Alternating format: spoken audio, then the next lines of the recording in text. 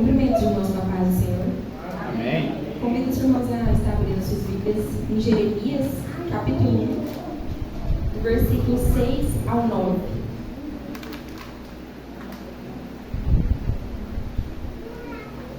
Jeremias, capítulo 1, do 6 ao 9.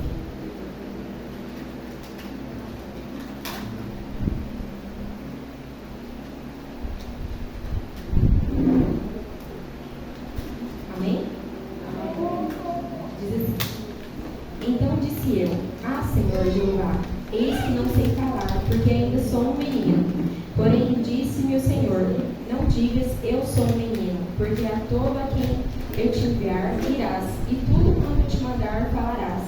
Não temas diante deles, porque estou contigo para te livrar, diz o Senhor. E estendeu o Senhor a sua mão, tocou minha boca e disse-me: Eis que ponho as minhas palavras na tua boca. Jeremias aqui, o pensamento dele é que ele era muito novo, né? Um menino ainda, e ele ficava pensando assim: mas quem que vai me ouvir e o que eu vou falar? E Deus disse para ele assim, né? Não digas que eu sou um menino, porque a todos a quem te enviar irás, e tudo quanto te mandar falarás. Ou seja, Deus falou para ele: onde eu te mandar, você vai, e o que eu falar para você falar, você vai falar, porque eu estou te capacitando. Aleluia!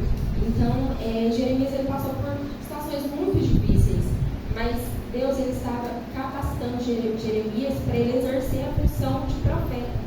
E o que eu trago aqui com esses versículos hoje é que nós não tenhamos medo de quando Jesus ele nos chamar para cumprir a sua obra, para fazer a comissão, porque se Deus nos chamou é porque Ele vai nos capacitar. Amém. E muitas vezes a gente pensa assim: mas eu não tenho nada, como que Deus vai me usar dessa forma? Mas a partir do momento que você tem Deus na sua vida, você tem tudo. Então, não precisa ter medo, pode ter medo, porque Deus está conosco o tempo todo. E cada um de nós temos algo da parte de Deus para ministrar na vida de alguém. Seja pela nossa postura, seja em oração, seja por um louvor cantado. De alguma forma, Deus vai nos usar, porque Deus usa cada um da forma que Ele quer, conforme a vontade dEle. E que a gente possa sempre ter essa ousadia. Se Deus nos chamar, a gente vai, porque mesmo com medo, Deus vai nos capacitar a levar a palavra dEle onde for. Porque o Espírito Santo ele nos edifica e Ele nos instrui. E quando nós buscamos o Espírito Santo, meditando e orando, as nossas atitudes, elas refletem a Jesus. Amém? Se algum irmão tiver algum testemunho, alguma coisa para falar, eu convido o ministério de louvor. Cumprimento a amada igreja da paz do Senhor. Irmãos, convido os irmãos a abrir na Bíblia em Isaías, capítulo 12, versículo 2.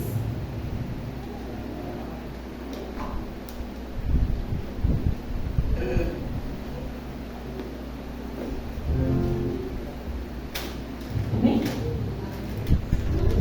Deus é a minha salvação, terei confiança e não temerei.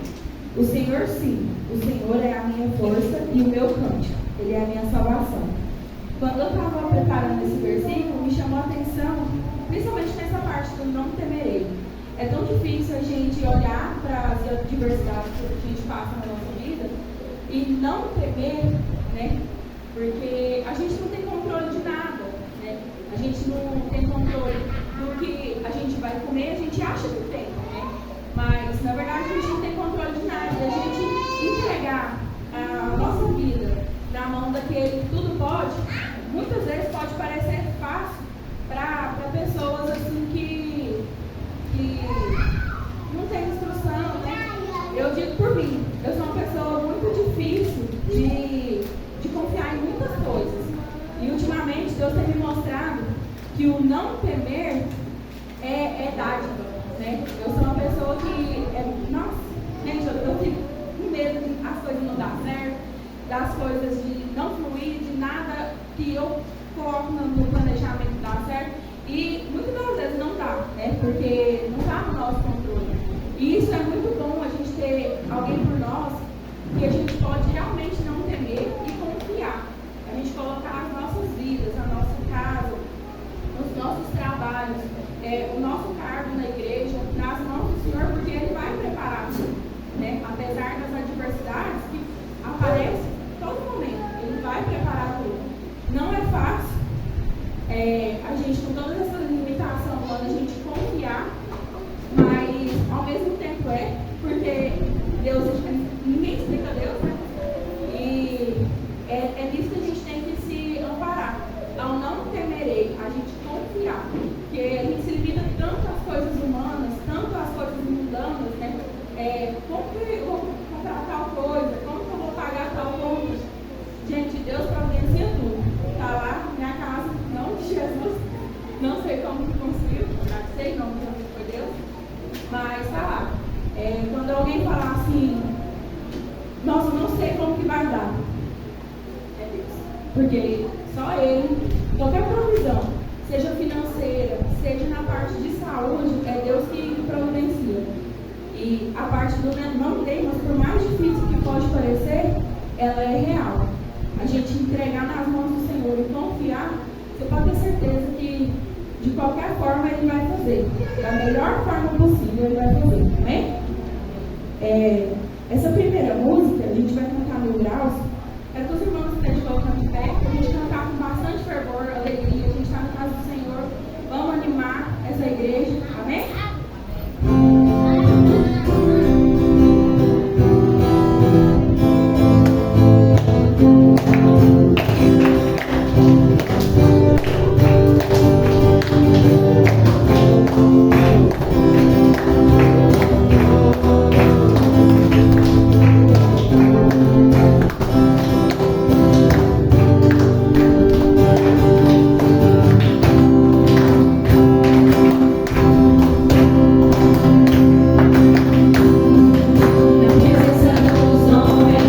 Na presença dos anjos, sempre eu te louvarei.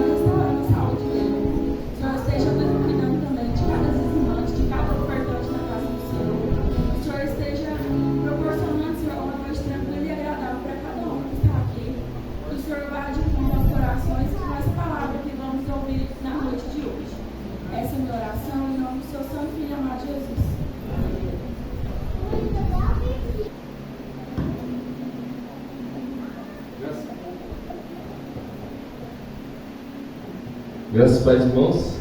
É uma alegria poder estar na casa do Senhor mais uma vez para aprender sobre Ele, aprender a Sua palavra e para glorificar o nome do Senhor. Queria agradecer primeiramente os irmãos da sede que estão nos visitando hoje, também o nosso irmão Fernandinho, e dizer que são muito bem-vindos aqui. Nós nos alegramos muito com a presença dos irmãos. E dizer que para mim é uma alegria muito grande também estar aqui. Quando não obedeci, o Evangelho falava comigo, vamos sim, vamos pregar sim. É uma alegria imensa. Queria convidar os irmãos para abrir suas Bíblias lá em 1 Tessalonicenses, capítulo 5. Nós vamos nos concentrar principalmente no versículo 18, mas vamos ler a partir do 16.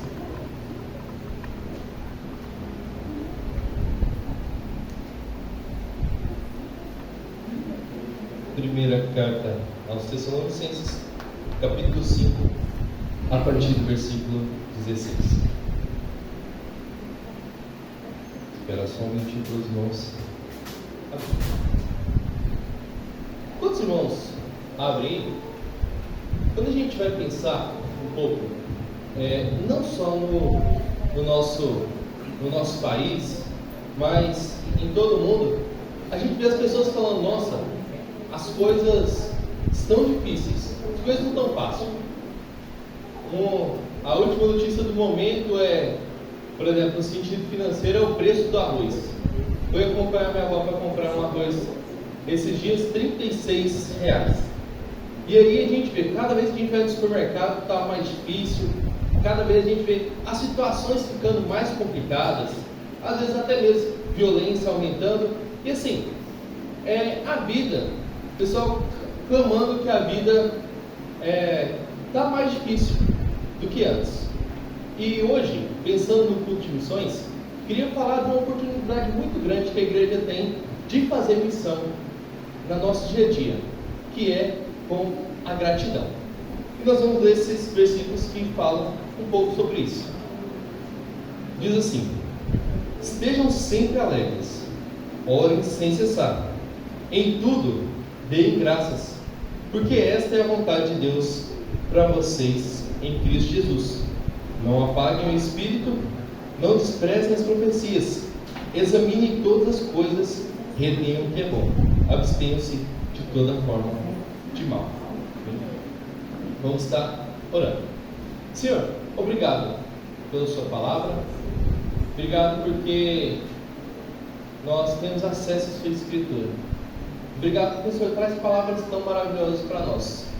Nos ajude nessa noite a compreendê-las e aplique em nossos corações. Esse é o nosso pedido em nome de Jesus. Amém. Os irmãos vão lembrar, quando eram crianças, às vezes chegava um tio, ou um amigo, ou até alguém, chegava para dar um presente para a gente, quando era criança. E aí a gente pegava aquele presente, corria, já rasgava o papel todo ali, aí via aquele brinquedo muito legal. Aí você pegava o brinquedo, já queria brincar, aí os pais da gente voltavam: peraí, vem cá, espera um pouquinho. Que foi? Não está esquecendo de nada não? Obrigado. Gratidão. Gratidão é uma coisa muito importante na nossa vida. Dar graças é algo importante. E quando nós temos uma vida de gratidão, nós temos realmente essa oportunidade de fazer missão através do nosso testemunho de vida.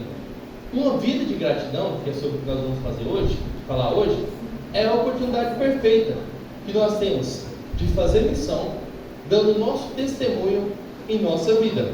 E aí, a gente fala assim: mas como que a gente pode ser grato?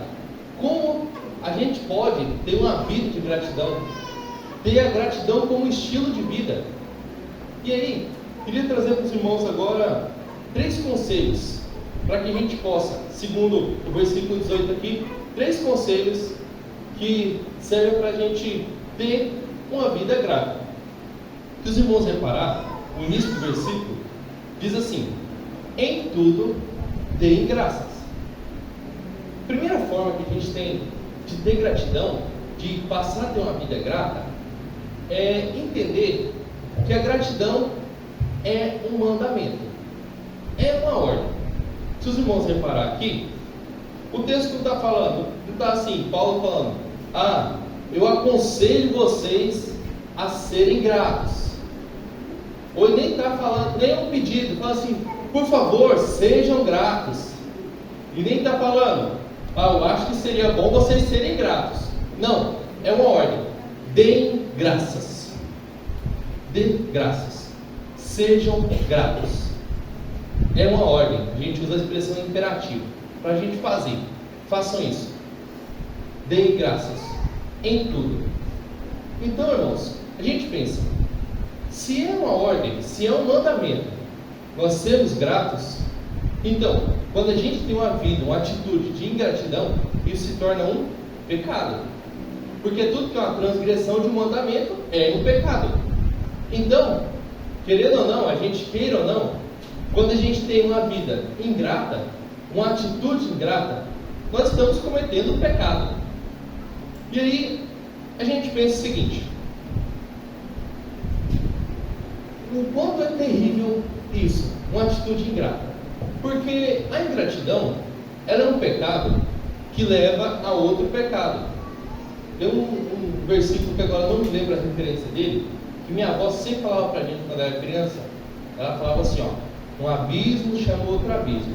Se eu fizer isso, eu vai querer fazer outra coisa errada, vai virando aquela bola de neve. Irmãos, quando a gente tem uma atitude de ingratidão, quando a gente não dá graças, isso vai acumulando. Por exemplo, quando a gente tem inveja de alguém, o pecado da inveja significa que a gente está sendo ingrato com o que tem, está insatisfeito com o que a gente tem. Por exemplo, quando acontece até mesmo o adultério, que é algo tão terrível, é por falta de satisfação com a família que temos. E várias coisas entram nisso. A maledicência muitas vezes é fruto de ingratidão. Então, meus irmãos, dar graças é algo extremamente necessário. Quando a gente não tem uma vida grata, acaba sendo um pecado. Então, esse é um grande incentivo para nós termos uma vida de gratidão. E não é fácil, no dia a dia, a gente ser grato. Eu lembro, alguns meses atrás, estava com um monte de trabalho acumulado lá no seminário. E aí um dia eu acordei, sabe como o pessoal fala assim, acordou com a macaca. E aí eu acordei assim, a Carla nem tinha acordado, a Carla estava grávida ainda, a Rafaela nem tinha acordado, era 7 horas da manhã isso, tinha ninguém acordado. E aí eu fui sair de casa para ir para o refeitório buscar pão, e eu estava nervoso. Aí acho que é uns 50 metros assim, o caminho lá da porta da minha casa até o refeitório, lá no seminário, né? Aí eu estava nervoso assim, aí no meio do caminho, eu parei e falei: por que eu estou nervoso mesmo? Por que eu estou reclamando mesmo? Gente, eu tenho pão para buscar, eu tenho alimento, Deus me deu vida hoje, eu não tenho nem motivo para estar sendo ingrato, nervoso. Aí nesse dia eu peguei e pedi perdão, falei: Deus, misericórdia, muda meu coração, para eu não ficar com essa atitude de ingratidão. Às vezes acontece isso na nossa vida. Estou dando um exemplo próprio aqui, para mostrar para os irmãos que é algo comum, acontece com a gente. Mas é importante a gente vigiar. Quando a gente começar a murmurar, quando começar a reclamar, a gente pensar: não, isso aqui não é certo. A Bíblia fala para eu ser grato. Então, eu preciso ser grato. Os irmãos já pararam para pensar quantas coisas que Deus dá para a gente? Vamos pensar. A gente acordou, abriu o olho, temos visão, coisa boa. Respiramos, estou vivo. Acordamos, tomou café da manhã, deu alimento. Levantei da minha cama. Nossa, Deus permitiu que eu andasse. Foi tomar um banho, tem água para eu tomar banho. Tem roupa para eu vestir. Tem minha família comigo. E se a gente for colocar aqui, tem tanta coisa para a gente ser grato.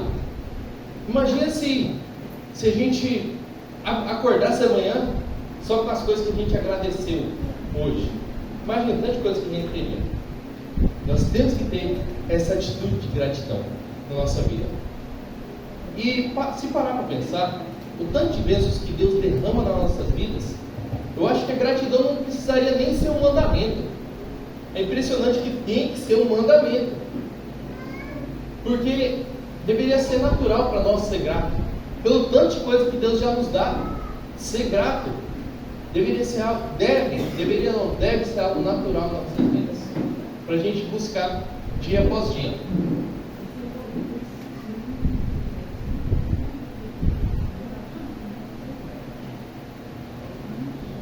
E quando nós temos essa atitude de gratidão, sermos gratos, a gente consegue dar nosso testemunho, fazer missão através da nossa vida. Você já trabalhou com alguém que só reclama? Um exemplo aqui hipotético. Você já trabalhou com alguém que só reclama? Você chegou no trabalho segunda... Vamos fazer diferente, um exemplo diferente. Seu primeiro dia de trabalho, você chega todo animado lá para trabalhar, fala, nossa, esse trabalho novo vai ser um trabalho bom, vai ser uma bênção esse trabalho. Aí chega aqui um colega de trabalho lá que tem 5 anos de empresa, está insatisfeito e fala assim, não, logo isso já está desanimado, isso aqui, o que você vai ver? A pessoa todo dia reclama de alguma coisa, é o café da manhã da empresa que não está bom, é o salário que não está bom, é a carga horária que não está boa, é o serviço que é passado que não está bom, reclamação o tempo todo. Meus irmãos, misericórdia se isso for presente nas nossas vidas. Quando nós temos uma atitude de gratidão na nossa vida, por exemplo, no trabalho, é uma forma da gente evangelizar. Quando as pessoas estão reclamando, a gente deve dar graças, em tudo dar graças. Deus, obrigado por esse trabalho. Deus, obrigado pelo meu dia. Deus, obrigado pela vida. Gratidão deve ser entendido como um mandamento e deve ser praticado. E outro ponto, a gente não fica só nesse. Essa é a primeira forma que a gente tem primeiro conceito que a gente tem para ter uma vida grata. Se os irmãos acompanhar, depois do versículo 18, depois que Paulo fala, em tudo tem graças, fala o seguinte, porque esta é a vontade de Deus para vocês. Segunda forma que a gente tem de ter uma vida grata é entender que a vontade de Deus para nós é boa, perfeita e agradável. Se os irmãos olharem aquele cartaz ali, se eu não me engano, na quinta linha, para que experimenteis qual seja a boa, agradável e perfeita vontade de Deus. Deus, ele é bom? Deus, ele é agradável? Deus é perfeito? Se Deus é tudo isso, como é que a vontade dele para as nossas vidas não vai ser? Nós podemos ter uma atitude de gratidão, uma vida grata, a gratidão como um estilo de vida, quando nós começamos a aceitar que a vontade de Deus para nós, ela é boa, ela é perfeita e ela é agradável. E eu tenho até uma história interessante sobre isso. Diz que tinha um jovem, isso é uma história sobre gratidão. Tinha um jovem que queria muito ser missionário, muito. Missões ardiam no peito dele assim. E ele falava, eu vou para o seminário, ele foi para o seminário, estudou, e aí foi uma missão, procurou uma agência missionária para enviar ele, e ele falava, não, tem uma tribo lá na África para ser evangelizada, não foi alcançada ainda, você quer ir? Ele falou, quero. Aí foi, pega navio, pega carro, trem, ônibus, e vai fazer aquela viagem difícil, a pé uns pedaços, até que ele chega finalmente no momento que ele falou assim, agora eu sou missionário, eu estou aqui nessa tribo para evangelizar. Na hora que ele bota o pé lá dentro, ele acha uns ossos no chão, ele vê, esse osso está parecendo osso de gente, ele foi ver, meu Deus do céu, eu estou numa tribo canibal. Na hora que ele vira as costas para correr, segura ele pelo colarinho aqui e falou assim, não vai não, espera aí um pouquinho, acabou. Aí seguraram ele amarrado. Aí tá lá, ele amarrado, olhando aquele caldeirão, esquentando ali a água. O cozinheiro lá, já cortando as verduras lá. Ninguém precisava avisar para ele qual que ia ser o prato da noite, não. Ele já sabia. E aí, ele falou assim: meu Deus do céu, agora eu me enrolei, viu? Eu queria fazer missão, agora não deu tempo de eu evangelizar nenhuma pessoa ainda. Aí de repente, por iluminação divina, o chefe da tribo fala assim: ô cozinheiro, vem cá, tira um pedaço desse caboclo aí para eu experimentar, ver se é bom. Aí foi lá e tirou um pedaço da perna do homem, levou para ele experimentou, cuspiu aquilo lá e falou assim: credo, a carne desse cara é ruim demais, solta esse homem, deixa ele ir embora. Aí o cara tá lá indo embora e falou assim: Deus, muito obrigado, porque aquela vez eu tive aquele acidente de moto, perdi minha perna, e o Senhor me deu essa perna de borracha aqui. Irmãos, a vontade de Deus para esse homem era boa, perfeita e agradável. Quando ele teve o acidente, que perdeu a perna, às vezes ele não entendeu que a vontade de Deus era boa, perfeita e agradável. Mas quando estava lá na tribo, que arrancaram com um pedaço da perna de borracha, que livrou ele de ser morto, aí ele falou assim: Deus, obrigado, viu? A vontade do Senhor é boa, perfeita e agradável mesmo.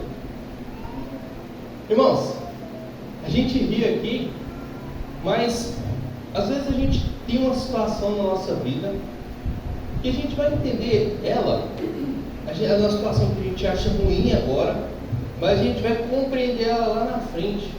Fala assim: Deus, foi bom o Senhor não ter respondido aquele meu pedido de oração,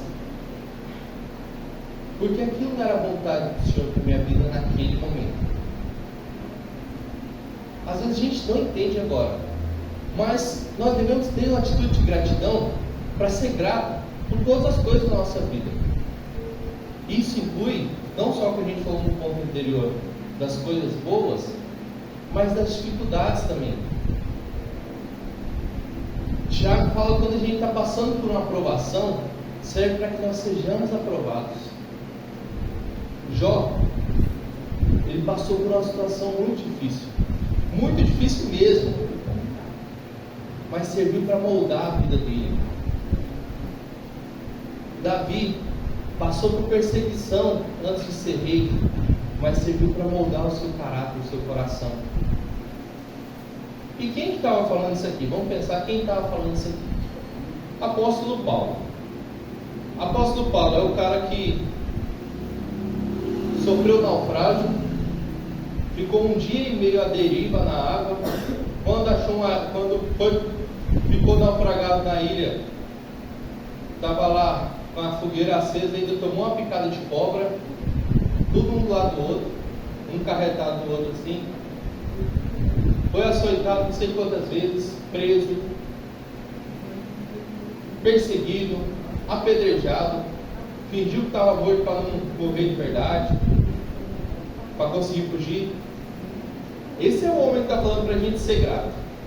Imagina só, não era um homem que tinha a vida, vamos falar assim, só a mares tranquilos, não, pelo contrário, sofria perseguição. E aí, ele está falando isso para quem? Para a igreja de Tessalônica, uma igreja que ele tinha plantado, e ele pega e envia essa carta aqui, para dar alguns conselhos finais, porque ele foi expulso da cidade. Paulo pregou por mais ou menos 3 meses e foi expulso de Tessalônica. E aí, para dar algumas instruções, que às vezes não deu tempo, enquanto ele estava lá presente, ele mandou essa carta. E esses irmãos agora estavam sendo perseguidos, enfrentavam dificuldades, estavam sendo perseguidos às vezes em casa, no seu dia a dia, na sua vida, por serem seguidores de Cristo Jesus. E Paulo, que estava vivenciando uma situação difícil na vida dele, fala para as pessoas que estavam vivenciando uma situação difícil na vida delas, fala assim: em tudo sejam gratos.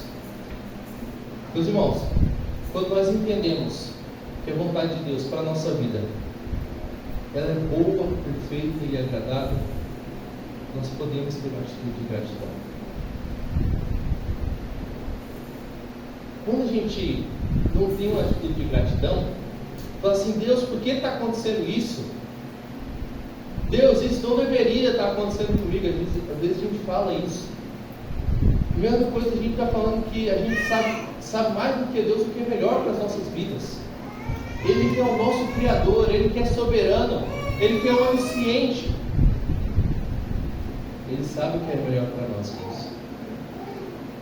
Como a Lara falou na administração, foi muito propício. Nós devemos ter essa confiança nele. Quando nós confiamos em Deus, compreendendo que a vontade de Deus é boa, perfeita e agradável, nós podemos ter uma vida de gratidão. E aí, não fica só nisso. Nós ainda temos a terceira forma de ser grato, que eu acho que é a mais importante.